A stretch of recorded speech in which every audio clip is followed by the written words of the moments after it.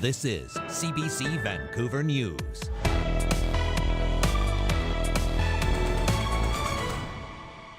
One of the things that shocked me was that British Columbia is sending money to the federal government so they can send it to Ontario. The Premier says he may try to join a lawsuit against Ottawa over equalization payments ahead of a fall provincial election. Mr. Eby can say that he is standing up to Ottawa on behalf of British Columbians.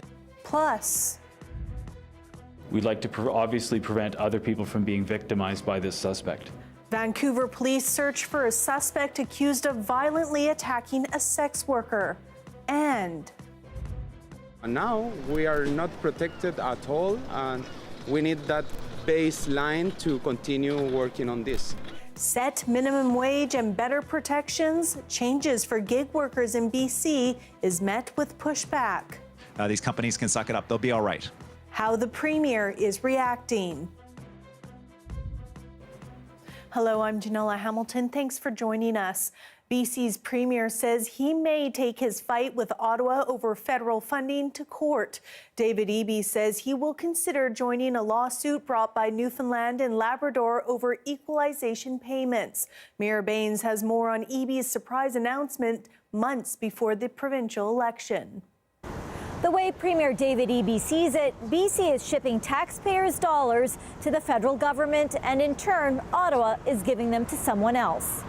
And one of the things that shocked me was that British Columbia is sending money to the federal government so they can send it to Ontario. Eby and Newfoundland and Labrador's Premier seem to bond over equalization payments at a housing announcement. Equalization payments are a federal program that sends federal dollars to provinces with below-average capacities to raise revenue. Provinces with stronger economies don't receive transfers. BC does not. Furey's government receives a small amount and launched a court challenge last month over Ottawa's equalization formula. A court needs to evaluate how this is being applied across jurisdictions, British Columbia and all provinces for all Canadians. Eby says Ontario received almost $500 million in equalization funding last year, while BC got none. He says they may try to join the lawsuit. Based on our population, that whatever the federal program is, that we get a fair share of that federal program. Could be migrants, could be economic development, could be housing. This comes after a tense public exchange between Eby and Canada's immigration minister. Mark Miller clapped back at Eby's suggestion that Quebec received $750 million in funding for asylum seekers, while the western provinces fight for scraps. First and foremost, the disproportionate flow of asylum seekers has in fact occurred in Quebec and Ontario. But Eby claims 10,000 people arrive in BC every 37 days. The CEO of Success, an immigrant support agency, says people who arrive in Ontario and Quebec sometimes migrate west. Perhaps for the secondary migration, those people who maybe perhaps landed in Quebec but decided to come to British Columbia. One political watcher says Eby's charge at the federal government during an election season is a time-honored tradition. To fight against Ottawa, that is a common path to electoral victory for premiers across the country. Still, David Eby will have to wait another 4 months to find out if his attack on the federal government will help him keep his provincial power. Mira Baines, CBC News, Vancouver.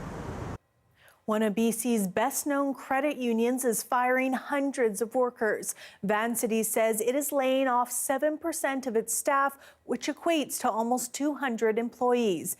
It says it has made the decision to better align with market conditions and to better serve its members. Vancity says it will continue health, dental, and insurance plans for impacted employees for 3 months after they're fired, and they will receive an extra month of TELUS Health virtual care services. In March, Vancity reported an operating income of nearly $490 million for 2023, but $493 million in total expenses. It runs more than 50 branches across the South Coast. Vancouver police are issuing a warning after they say someone violently attacked a sex worker on the downtown east side. Police say a man picked up the woman after midnight on Monday near East Hastings Street and Campbell Avenue in an older model dark-colored sedan. The VPD says the suspect then assaulted the woman with a weapon inside the car before pushing her out near Oppenheimer Park. The suspect in this case is a white man between 40 and 50 years old with a heavy build, approximately 300 pounds. He has balding or receding hairline and was wearing a t-shirt and sweatpants at the time of the offense. 2 passerbys helped the victim and called 911. Police say the woman has received medical attention and is recovering from her physical injuries. Anyone with information is asked to contact police. Burnaby RCMP are on the lookout for a 20-year-old suspect they say was involved in the assault of a man on Wednesday. It happened on a trail in Central Park around 8 o'clock in the morning. Police say the suspect told the 55-year-old victim to leave the area he was walking through. When the victim did not, police say the suspect attacked him with a wooden stick. Police described the suspect as an Indigenous man with short hair wearing a white shirt with black letters printed on it and dark pants. The victim is in hospital with what are said to be significant head and arm injuries.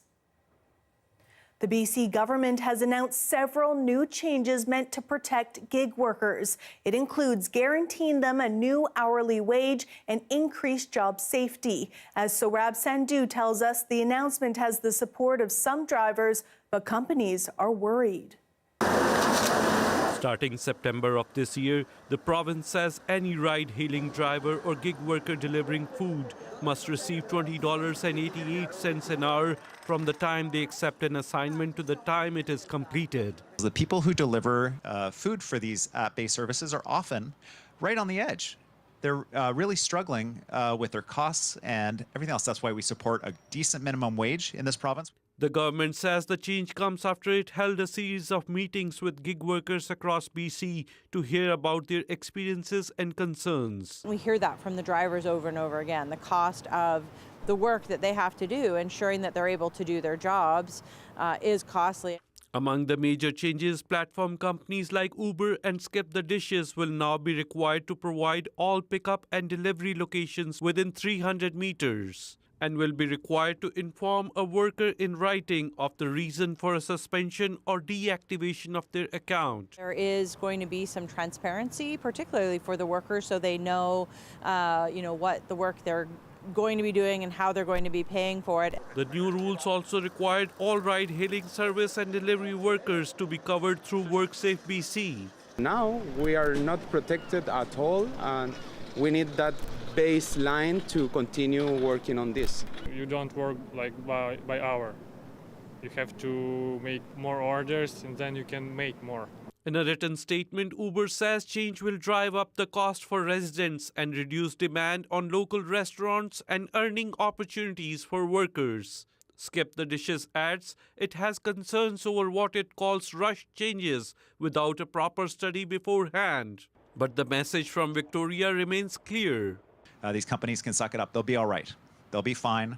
And we expect them to. And British Columbians will use the service that provides the most cost-competitive service for them. The province says the new regulations come into effect on September 3rd, making an impact on about 11,000 ride-hailing drivers and 35,000 delivery workers across BC. Sohrab Sandhu, CBC News, Vancouver. Well, if you camp in BC, you know it can be a big challenge to book a spot. Now, the province says a person has been caught trying to scalp camping reservations at popular sites near Squamish. As Michelle Gomez reports, they were reportedly trying to resell coveted spots online for a premium. When you hear scalping, concert tickets or sporting events may come to mind. Well, this summer, some people are scalping campsite reservations at provincial parks in BC.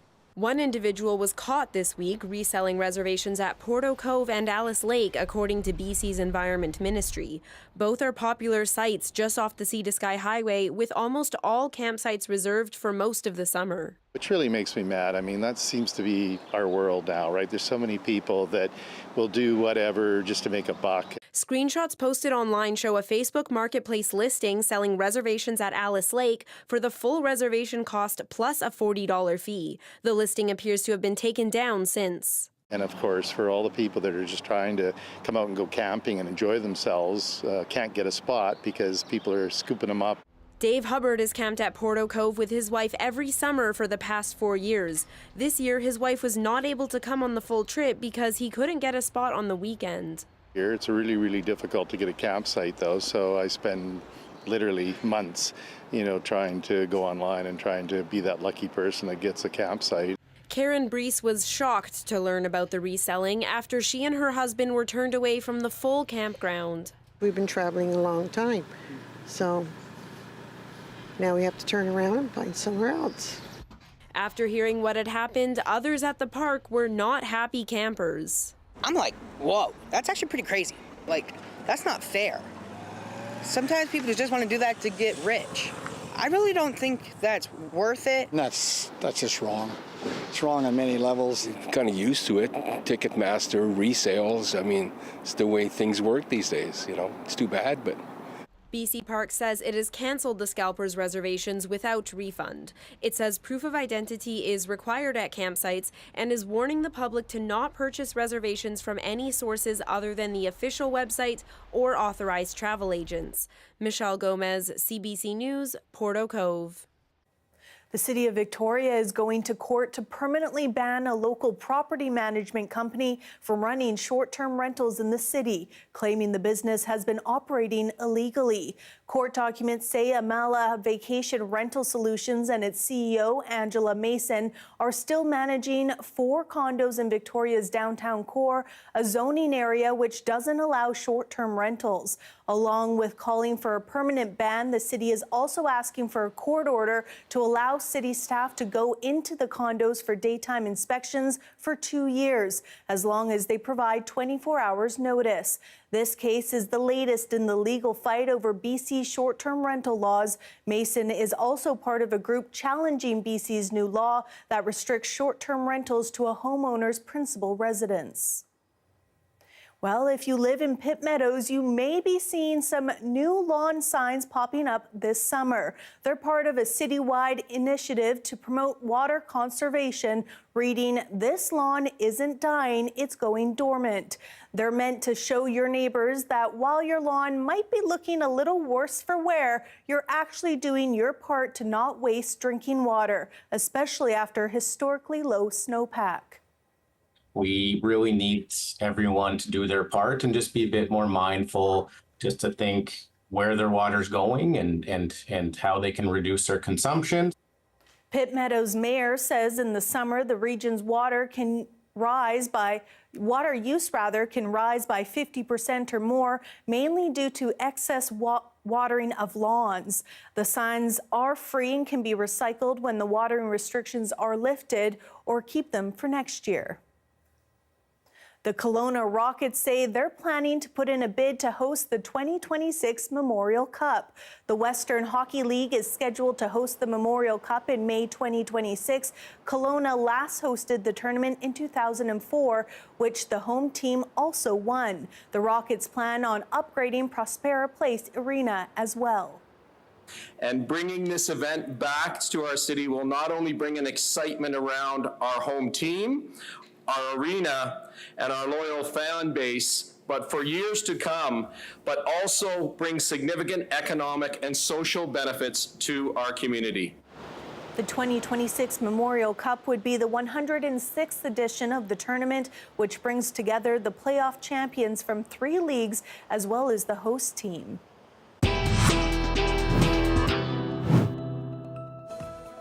He's Canada's most celebrated architect, known for gems like Robson Square. But coming up, we'll take you inside a lesser-known masterpiece in Burnaby.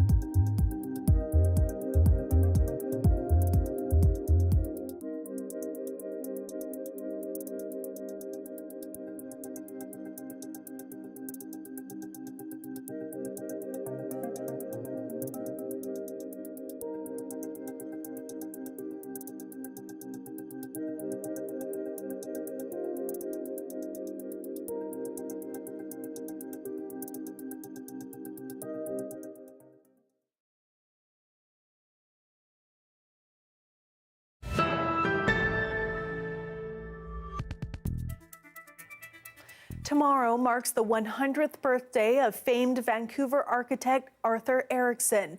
Among the many highlights of his career, buildings like the Museum of Anthropology at UBC, the original campus buildings of SFU, and Robson Square. But there's one small building in Burnaby you may not know about. Our Caroline Chan went to check out a very unique little house on Deer Lake. So if you've ever walked along Deer Lake in Burnaby, you've probably seen this house. It's called the Baldwin House, and we've got a special treat. We're gonna go inside. Come on. Hi. Hi, Caroline. I'm Lisa Cott. I'm the Heritage Planner here at the City of Burnaby. And where are we right now? We are sitting in the corner of the living room at the Baldwin House. This is an Arthur Erikson designed house on the shores of Deer Lake. And while most houses' walls are solid, the walls of the Baldwin House are made of glass with an expansive view of Deer Lake on a beautiful sunny day. Yeah, it was definitely a goal of the original owners of the house, Dr. William and Ruth Baldwin, as well as the architect Arthur Erikson, that this house blend into the environment. So the furniture, feels very open and light. It's very low profile, so it's also just preserving the view. The Baldwin House is 2 levels. Above the dining room is the roof is basically made of glass. There's a very large skylight. When you're standing here at the sink, you have this full view of the lake. I feel like I actually wouldn't mind doing the dishes here. I have a daughter, and a few years ago she was here at Deer Lake on a summer camp, and they canoed out. And she came home and was telling me about this amazing glass house that she saw, and then I got to talk about what I do. And she'd never before actually been interested in my work. And she wanted to see pictures of it. When you're outside, you want to be inside.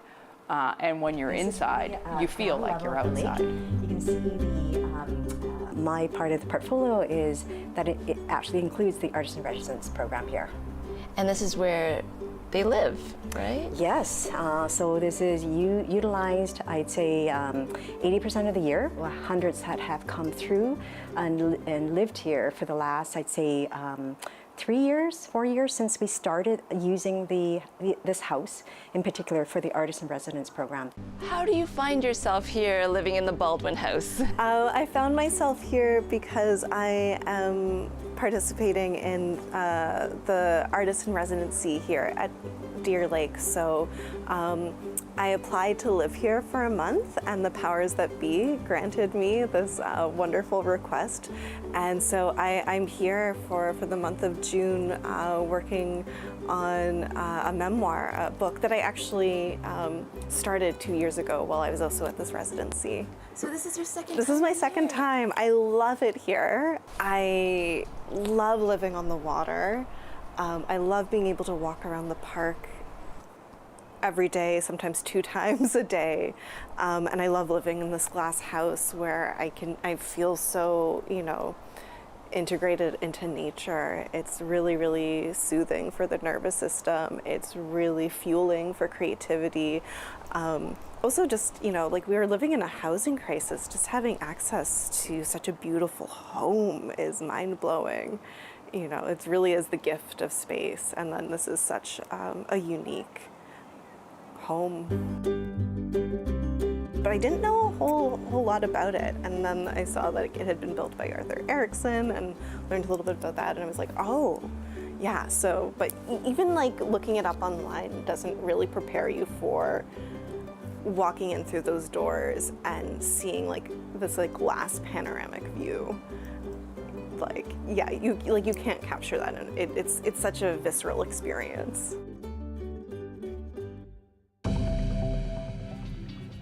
Here we have a live shot of Science World, all lit up in green to recognize Global Fatty Liver Day. Darius will have your full forecast coming up next.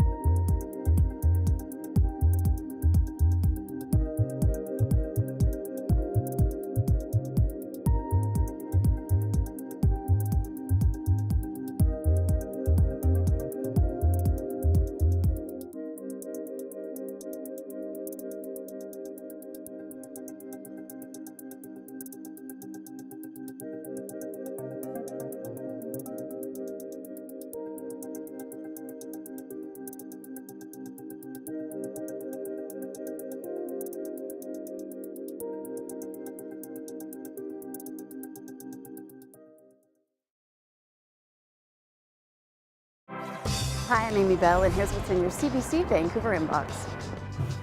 CBC Vancouver is the exclusive media partner of the 2024 Indian Summer Festival, July 4th to the 14th. The festival showcases over 80 artists across a spectrum of arts, from live concerts to discussions and visual arts displays. Tickets at indiansummerfest.ca. And never miss a special programming series, event, or contest. Subscribe to CBC Vancouver's e-newsletter and keep connected with us. The weather update is brought to you by Direct Buy Furnace. To cool and clean the air in your home, call Direct Buy Furnace. Installing Trane, the most reliable heating and cooling brand.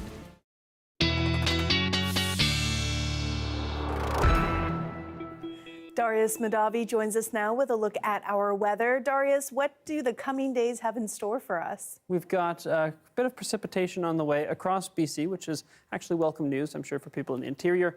Here, I know that if you look at the forecast on your phone, you're going to think it's a miserable weekend. It's not looking forward to it. It is going to be cooler than usual, but there will also be sunny breaks this weekend, despite the fact that most sources will tell you it's going to be just rain. Now, we're going to continue to see this cloud build in across parts of the southwestern BC, and then there'll be plenty of showery activity over the next 12 to 24 hours or so. But by the time we get into tomorrow, or 12 hours, let's say, by the time we get into tomorrow afternoon, there will be some sunny breaks across Metro Vancouver and the South Island, and then we'll continue to see it clear up through the evening. Now, cloud will build back in as we get into Saturday, but then again, start to probably clear up, at least at times, for the afternoon or late evening at least. So maybe at least a pretty sunset, I'd say. Now, parts of the island will also continue to clear up at times, and just expect it to be sort of a variable weekend as we head into Friday and Saturday, and then Sunday as well. Towards the end of Sunday, instead of it being clearer, I'm going to say we're clearing, because at the end early next week, we're going to get more sunshine and the rain will be over.